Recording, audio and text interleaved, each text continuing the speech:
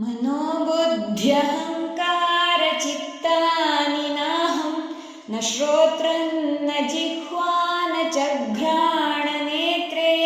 न च व्योमभूमिर्न तेजो न वायुश्चिदानन्दरूपः शिवोऽहं न च प्राणसंज्ञो न वै पञ्चवायुः न वा सप्तधातुर्न वा पञ्चकोशः न वा पाणिपादौ न चोपस्थपायुः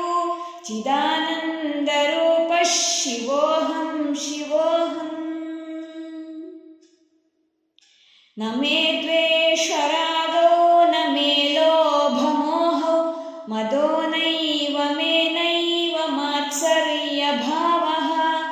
न धर्मो न चार्थो न कामो न मोक्षश्चिदानन्दरूपः शिवोऽहं न पुण्यं न पापं न सौख्यं न दुःखं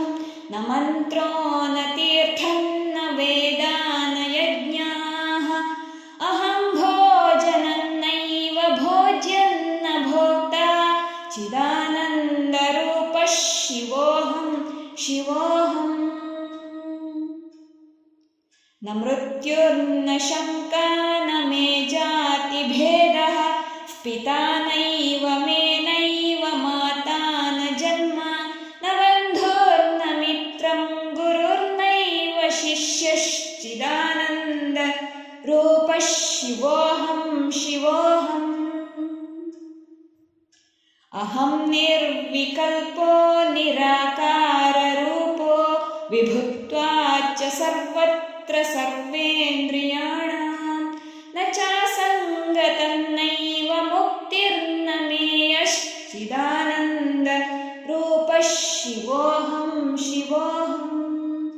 चिदानन्दरूपः शिवोऽहं चिदानन्दरूपः शिवोऽहं